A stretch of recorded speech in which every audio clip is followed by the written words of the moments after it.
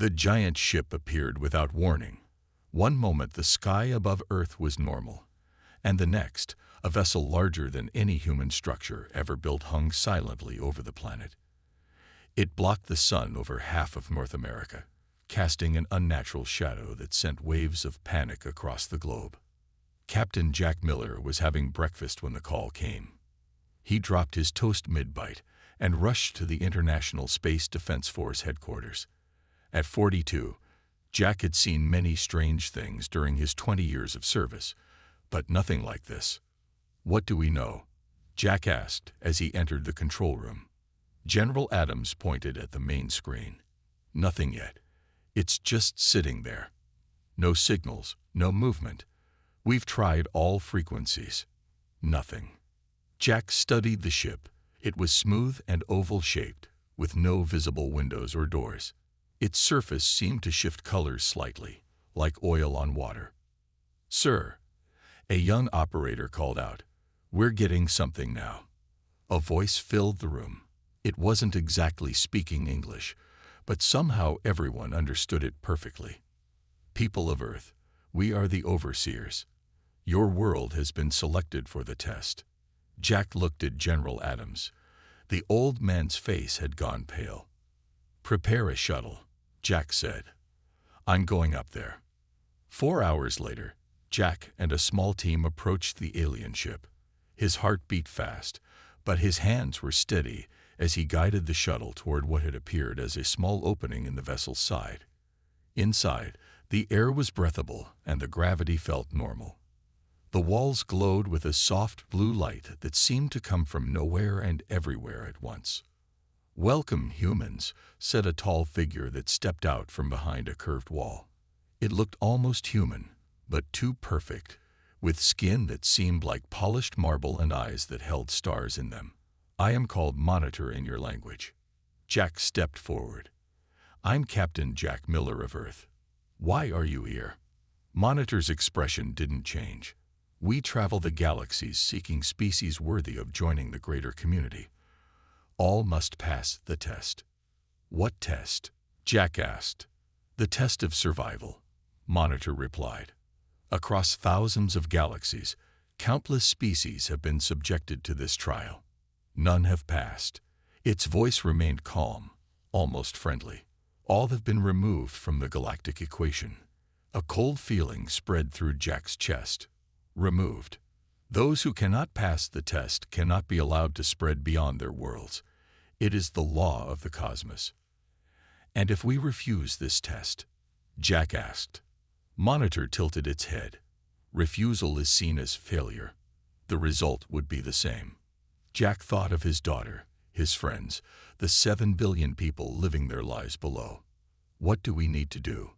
"You have 1 Earth month to prove your worthiness to exist," Monitor said. "The test will reveal if humans deserve to continue." "How will we know if we're passing?" Jack asked. Monitor's eyes flashed. "You will know by your survival. Most species understand the test only after they have failed it." When Jack returned to Earth, he brought with him recordings of his meeting and a simple message: 1 month to prove humanity deserved to live. The world's leaders gathered in an emergency session, while ordinary people looked up at the sky in fear. Some prayed. Some partied like it was their last day. Some prepared for war. Jack stared out the window of the defense headquarters as darkness fell. The massive ship now glowed faintly in the night sky, visible from every corner of the planet. Whatever this test was, humanity had no choice but to face it. "We've survived everything this planet has thrown at us," he whispered to himself. "We'll survive this too."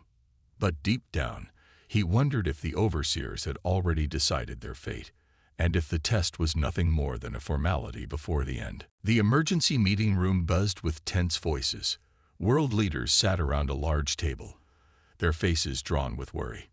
Maps and screens covered the walls, all showing the same thing: the massive alien ship hovering above Earth.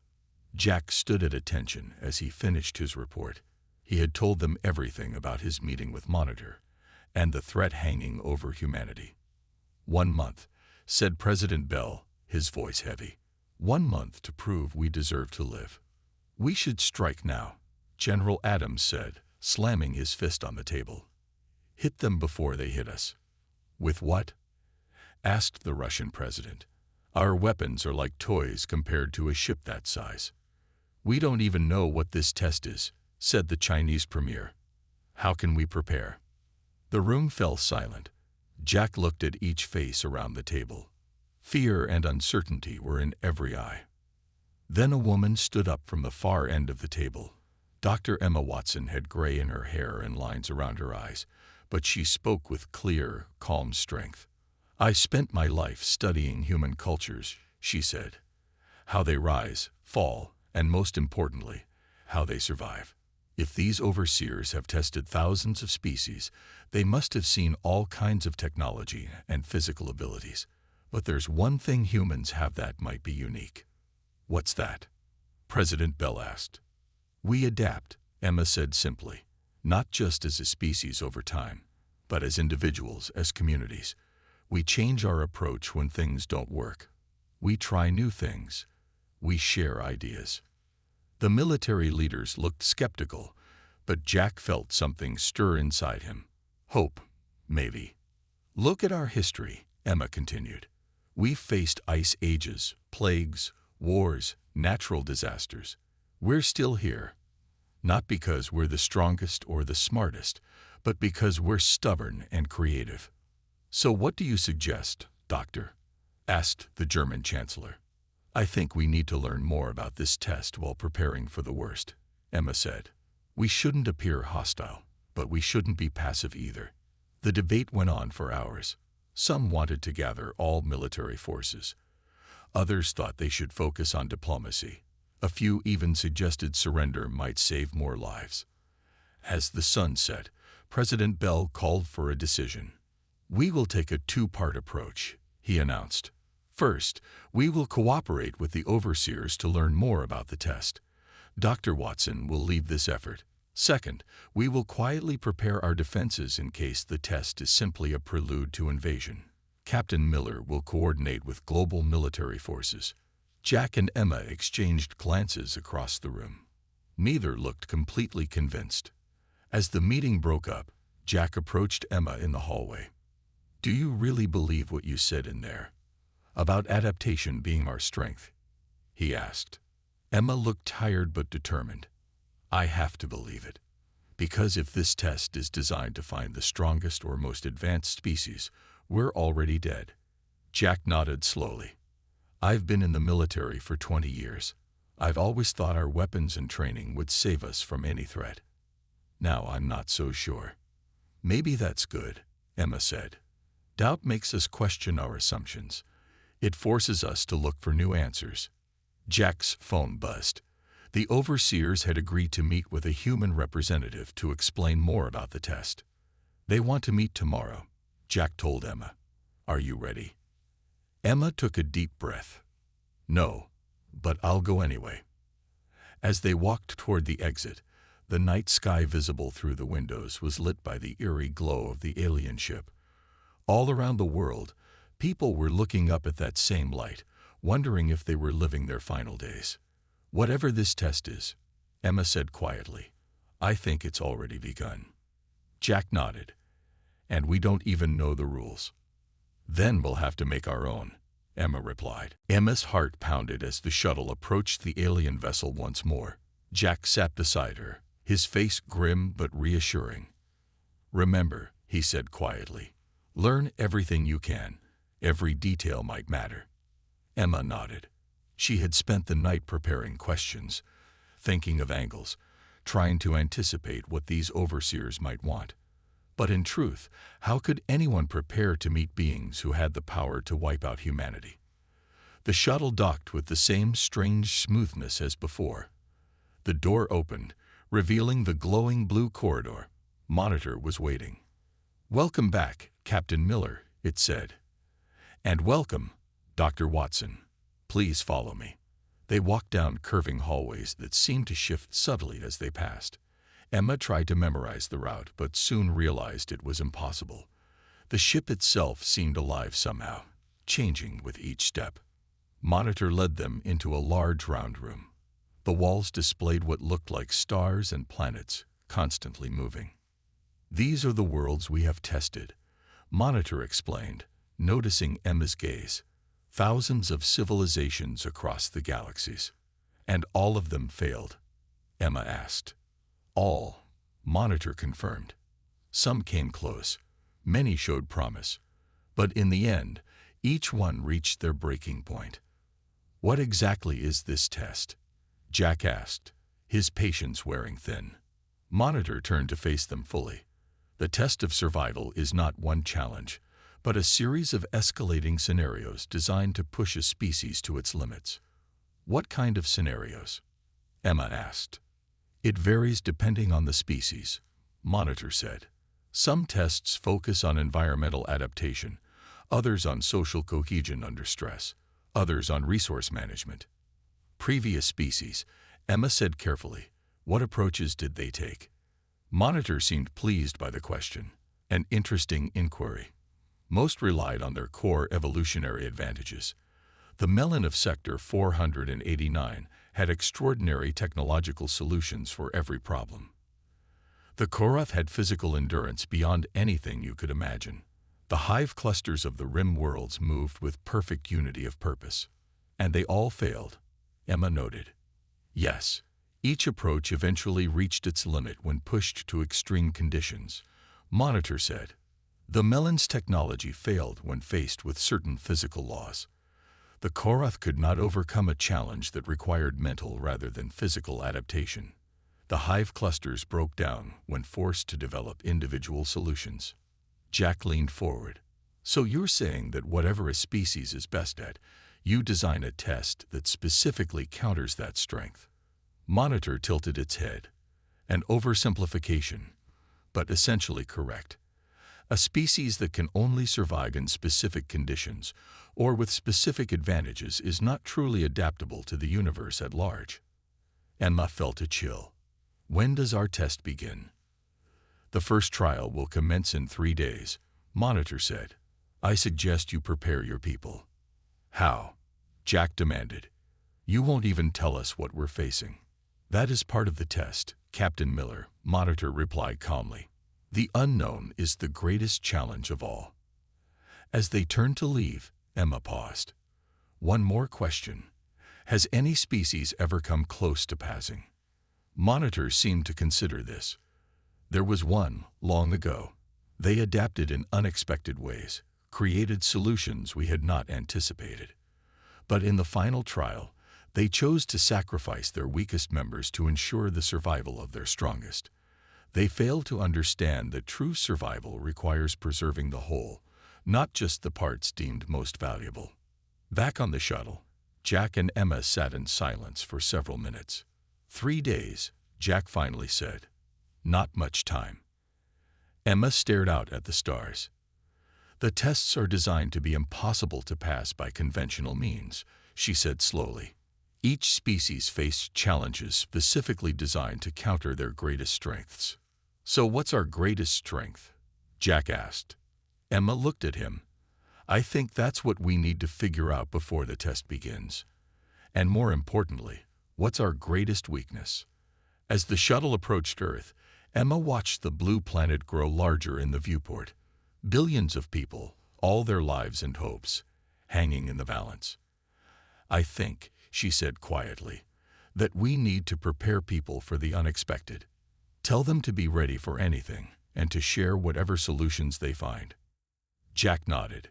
3 days to prepare for the impossible. 3 days, Emma agreed. "Let's hope it's enough." The first test began without warning. 3 days had passed with the world holding its breath, waiting for some sign. Then, at exactly noon GMT, people in major cities around the world began to gasp for air. Jack was in the command center when the reports started flooding in. Oxygen levels were dropping in New York, London, Tokyo, and dozens of other major population centers. The effect stopped at the city limits, a clear sign this was the overseer's doing. "Get emergency oxygen supplies to all affected areas," Jack ordered. His team moved quickly, coordinating with militaries worldwide. But they all knew the same thing. There weren't enough oxygen tanks on Earth to supply billions of people. Emma watched the data coming in from her position at the Science Center.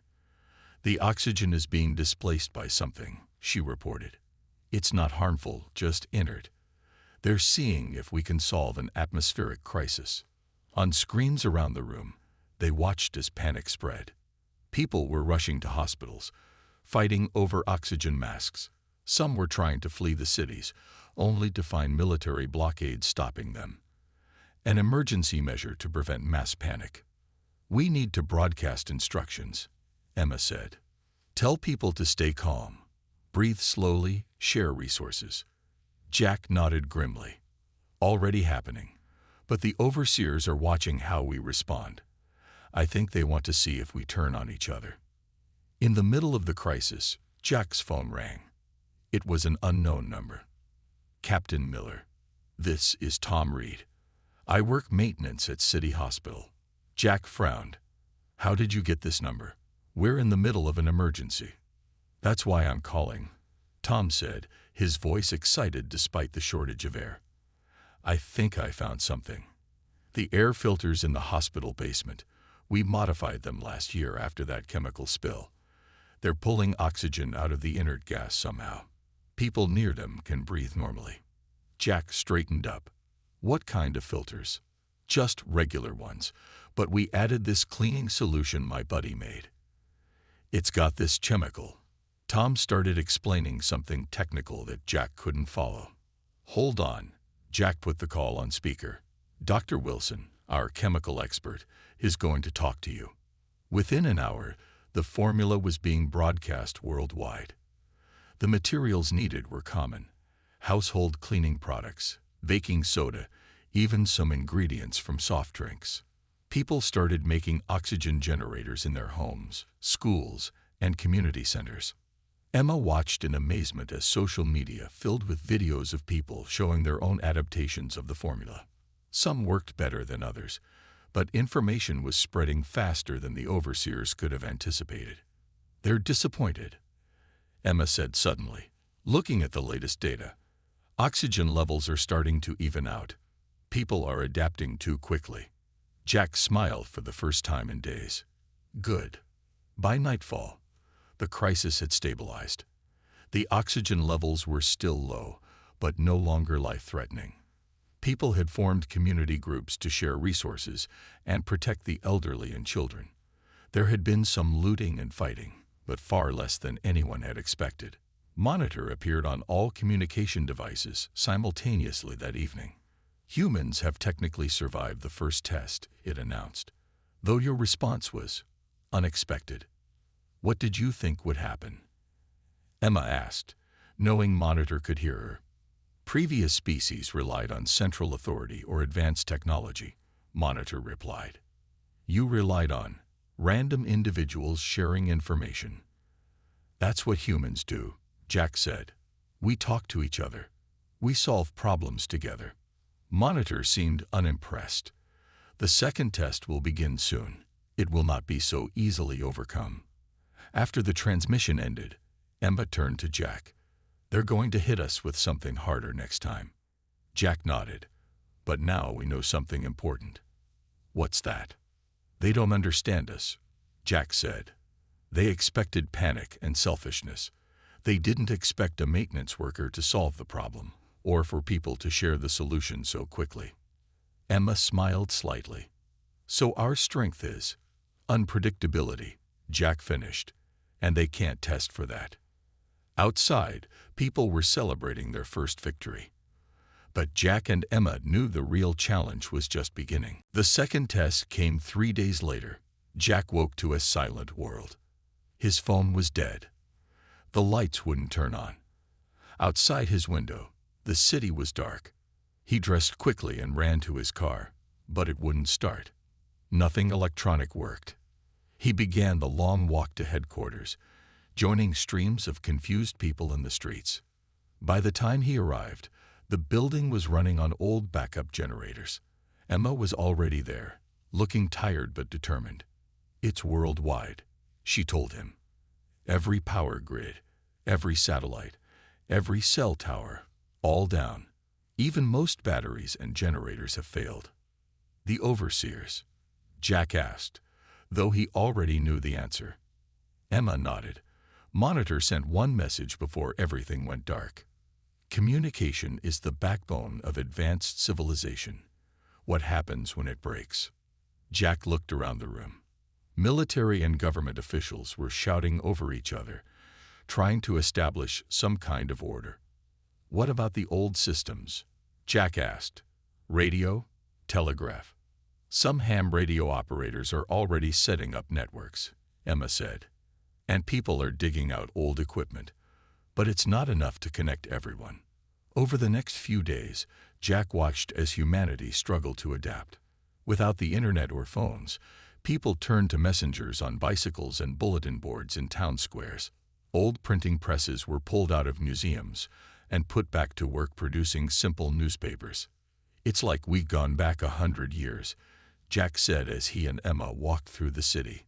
Emma pointed to a group of teenagers writing messages on paper and giving them to runners. Look closer. They're using the old methods, but in new ways. They've organized a relay system that covers the whole city. Information still flows, just differently. Jack was impressed. The chaos he had expected wasn't happening. Yes, there was confusion and some panic, but people were adapting faster than anyone could have predicted. Emma had been studying the overseers closely. I think they're mining our history, she told Jack over dinner in a candlelit cafeteria. They're looking for our breaking points by studying our past failures. But history doesn't tell the whole story, Jack said. Exactly. And they're making another mistake, Emma added. They think cutting us off from each other will make us weaker. But humans have always found ways to connect. A week into the blackout, Jack discovered something interesting. A group of college students had created a network of mirrors on rooftops, using sunlight to flash messages in Morse code across the city. At night, they used flashlights. It's beautiful, Emma said, watching the flashes of light bounce from building to building. They've turned the whole city into a living telegraph.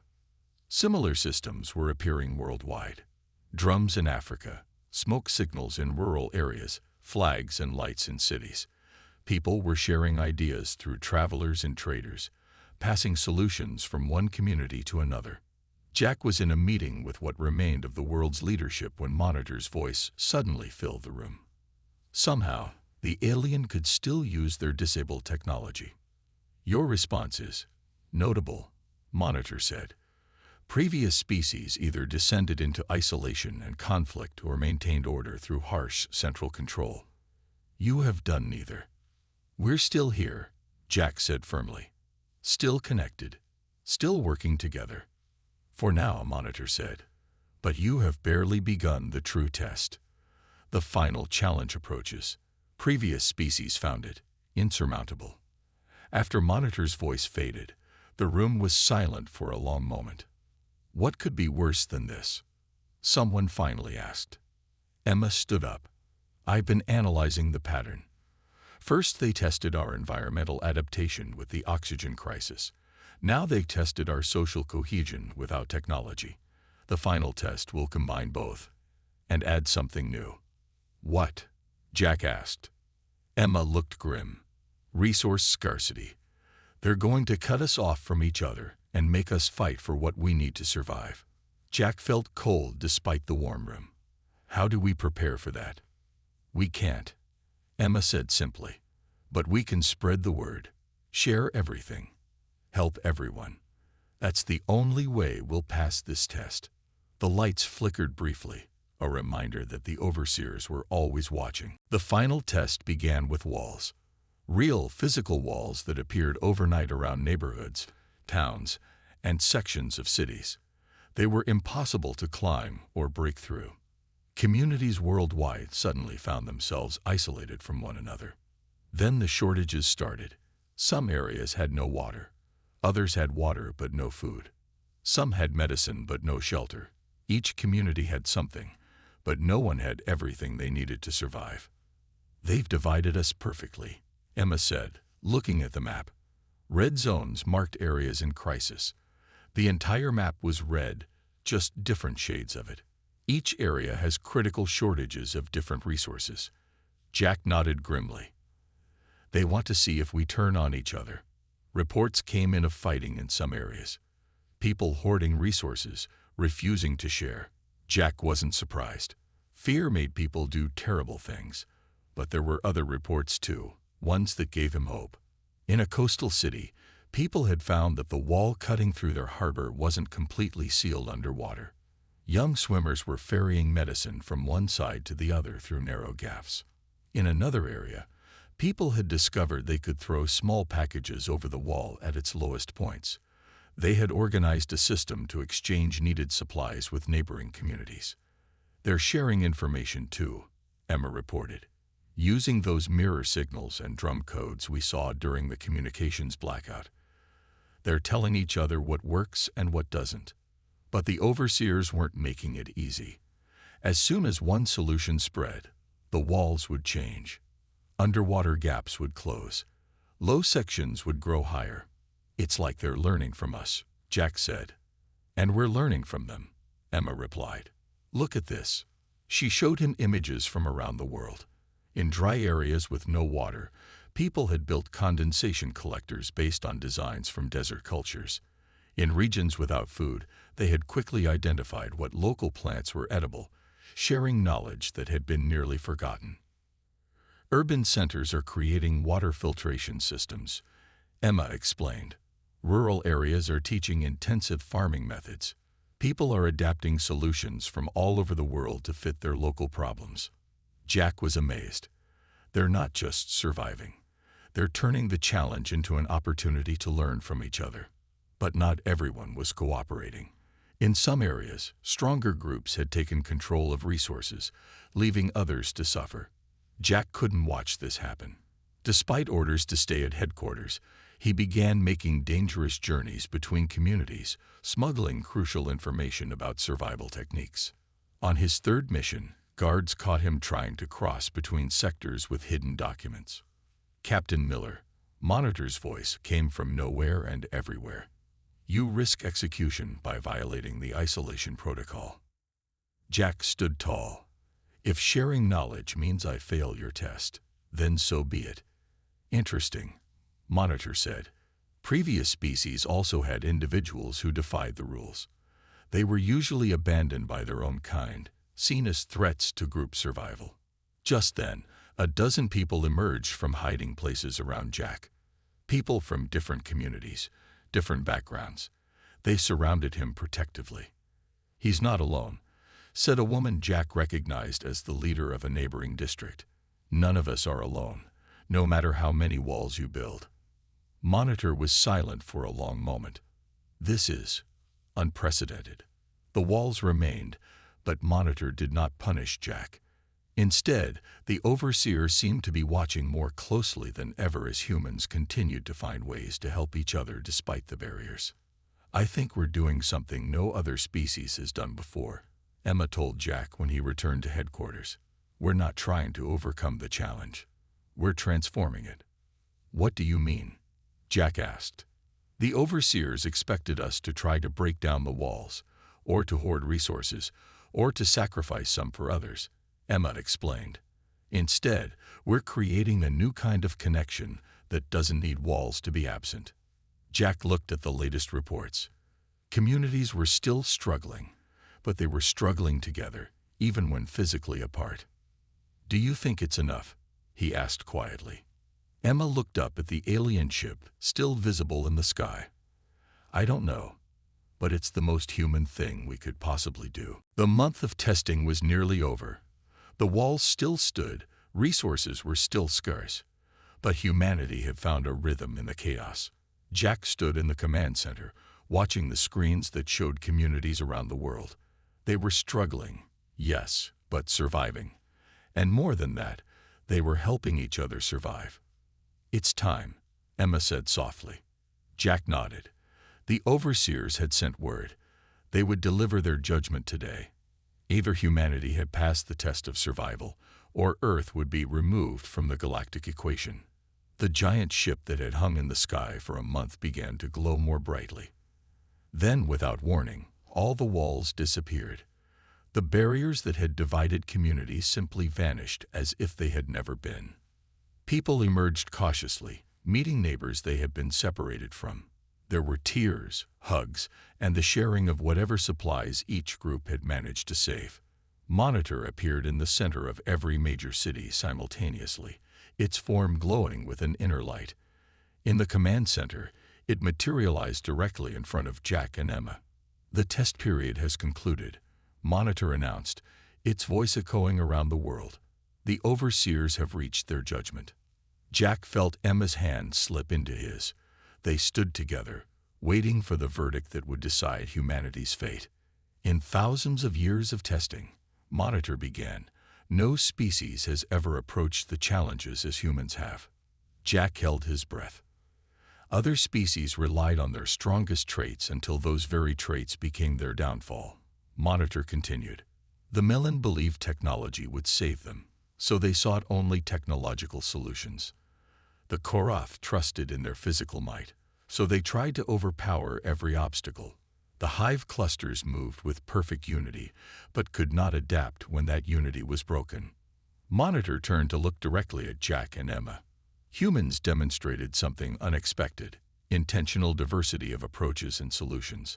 What we perceived as chaos in your societies, your disagreements, your different cultures and methods, proved to be your greatest strength." Emma squeezed Jack's hand tightly. "You did not attempt to overcome the challenges through force or technology alone," Monitor said. "You did not sacrifice portions of your population to save an elite few. Instead, you multiplied your solutions. You transformed the challenges into opportunities for cooperation." Monitor's form grew brighter. "Humanity has passed the test of survival." Around the world, people erupted in celebration. Cheers, tears, and relief flowed freely. In the command center, officials hugged each other, some crying openly. "What happens now?" Jack asked when the initial celebration had quieted. "Now you join the greater community," Monitor replied. "There are other species who have passed the test. Not many, only 5 in the last million years. They will be eager to meet you." "5?" Emma asked, amazed. "Out of how many tested?" "Thousands," Monitor said simply. As the overseers prepared to depart, they left behind knowledge, star maps showing the locations of other surviving species, technology to help Earth recover, and the means to eventually travel to distant worlds. That evening, Jack and Emma stood on the roof of the headquarters, watching the overseer ship shrink to a distant point of light as it left Earth's orbit. "I still don't understand something," Jack said. "Why test us this way? Why not just check if we have the right technology or intelligence?" Emma smiled. "Because they weren't testing if we were worthy. They were testing if we were compatible." "Compatible with what?" "A larger community," Emma replied. "Think about it. What's the most important trait for species sharing a galaxy together? Not who has the best weapons or the fastest ships. It's who can adapt, cooperate, find new solutions to unexpected problems." Jack looked up at the stars, seeing them differently now. Somewhere out there were other beings who had faced these same tests and passed. Other survivors who had learned the same lesson. True strength comes from diversity and cooperation, not uniformity and power. "The real journey is just beginning," Emma said, following his gaze. Jack nodded. For the first time since the overseers had arrived, he felt truly hopeful. Humanity had passed the test of survival, not by being the strongest or the smartest, but by being the most human. And that, it turned out, was exactly what the universe needed.